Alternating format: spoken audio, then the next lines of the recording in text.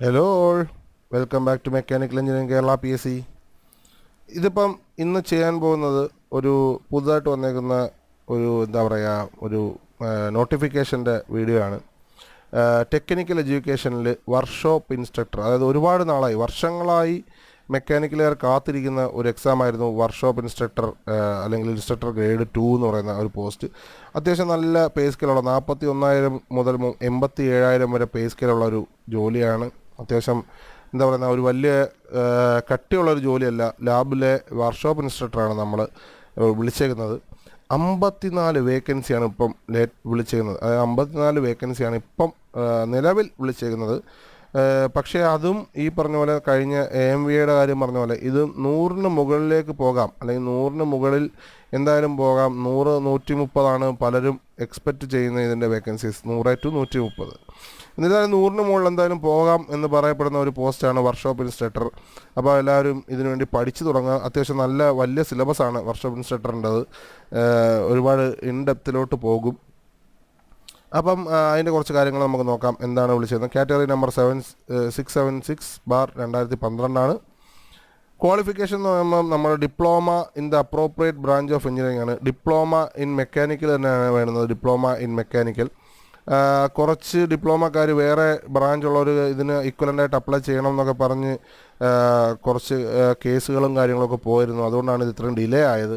അതെല്ലാം തള്ളിയിരിക്കുകയാണ്. കാരണം diploma in mechanical engineering തന്നെ വേണമെന്നാണ് ഇപ്പോൾ ലേറ്റസ്റ്റ് ആയിട്ട് പറഞ്ഞേക്കുന്നത്. അപ്പം ഇതിനതിൽ 676/2022 അപ്ലൈ ചെയ്യാനായിട്ട് നമ്മൾ മെക്കാനിക്കൽ ബിടെക് മെക്കാനിക്കലുകാരാണൊക്കെ ആണെങ്കിൽ, അല്ലെങ്കിൽ ഡിപ്ലോമ മെക്കാനിക്കലുകാരാണെങ്കിൽ അപ്ലൈ ചെയ്യാനാവും കാണും. അല്ലെങ്കിൽ ഇൻഎലിജിബിൾ എന്നുള്ളത് ഓപ്ഷൻ നോക്കുക. എന്നിട്ട് അതിനകത്ത് എന്താണ് മിസ്സിംഗ് എന്ന് നോക്കുക. ലാസ്റ്റ് ഡേറ്റ് 1 ഫെബ്രുവരി ആണ്. അടുത്ത മാസം 1-ാം തീയതി വരെ സമയമുണ്ട്. ഫെബ്രുവരി 1-ാം തീയതി വരെ സമയമുണ്ട്. പക്ഷേ അതുവരെ കാത്തു നിൽക്കേണ്ട, എല്ലാവരും പെട്ടെന്ന് തന്നെ അപ്ലൈ ചെയ്യുക. ഓക്കെ. അതിനകത്ത് വന്നതെന്ന് ഞാൻ പറഞ്ഞു, പോളിടെക്നിക്. ഇത് 3 ഓപ്ഷൻസാണ് നമ്മൾ ചെക്ക് ചെയ്യുമ്പോൾ കാണുന്നത്.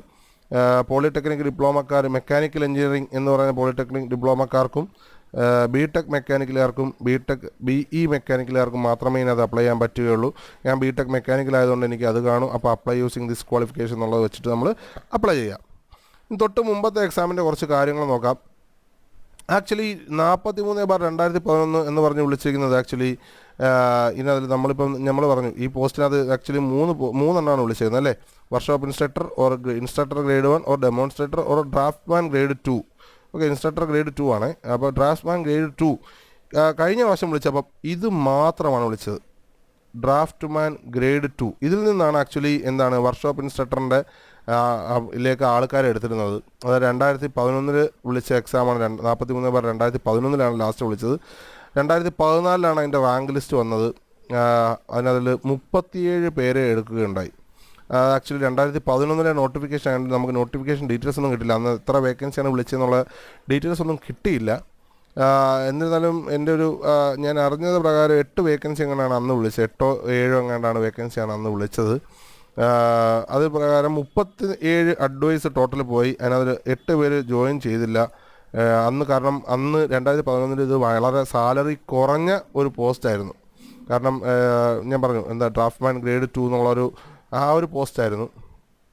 അന്ന് വളരെ സാലറി കുറഞ്ഞൊരു പോസ്റ്റായതുകൊണ്ട് 8 പേര് ജോയിൻ ചെയ്തില്ല. അതുപോലെ തന്നെ കുറേ ഈ സെയിം സമയത്ത് തന്നെ കുറേ AE അസിസ്റ്റൻറ്റ് എഞ്ചിനീയർ കുറേ പോസ്റ്റുകളും അങ്ങനെ കുറേ കാര്യങ്ങൾ വിളിച്ചിരുന്നു.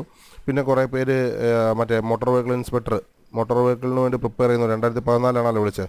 MVDക്ക് പ്രിപ്പയർ AMVAക്ക് പ്രിപ്പയർ ചെയ്യുന്നവർ കുറേ പേര് ഉണ്ടായിരുന്നു. അങ്ങനെയുള്ളവരൊക്കെ അതിൽ കയറാതെ പോയി. അപ്പം മൊത്തം ആക്ച്വലി 28 പേരാണ്. 8 ഒരു ഇതും പോയതുകൊണ്ട് അങ്ങനെ 28 പേരാണ് മൊത്തം ജോയിൻ ചെയ്തത്. അത് ഓപ്പൺ കാറ്റഗറി 14 പേരും, ബാക്ക്വേർഡ് കാറ്റഗറി 14 പേരും. അപ്പം ഹയസ്റ്റ് മാർക്ക് വന്നത് 55 മാർക്കായിരുന്നു. ഞാൻ പറഞ്ഞ അത്യാവശ്യം വലിയൊരു സിലബസാണ്. അന്ന് 44.67 മാർക്കാണ് ടെസ്റ്റിൽ വന്നത്. 11 മാർക്ക് ഇൻ്റർവ്യൂവിനും വന്നു. മെയിൻ ലിസ്റ്റിൽ റാങ്ക് വന്നിട്ട് 30 റാങ്ക് മെയിൻ ലിസ്റ്റിലുണ്ടായിരുന്നു. 30 റാങ്കുകാർ. മാർക്ക് 36.33. കാരണം ഞാൻ പറഞ്ഞില്ലേ 6 വേക്കൻസിയോ 3 വേക്കൻസിയോ കൊണ്ടാണ് അന്ന് വിളിച്ചത്. എനിക്ക് ഇത് കണ്ട മെയിൻ ലിസ്റ്റിൽ 30 വരെ ഉള്ളതെന്ന് കണ്ടുകൊണ്ട് എനിക്ക് 3 ആണെന്ന് എനിക്ക് സംശയം ഉണ്ടായിരുന്നു. അത് കുഴപ്പമില്ല. നമുക്ക് മാർക്ക് വന്നിട്ട് 36.33 മാർക്കായിരുന്നു cut off. Open category rank 22 ആയിരുന്നു. അതായത് 14 പേർക്ക് കിട്ടിയത്. ലാസ്റ്റ് റാങ്ക് വന്നത് 22 ആണ്.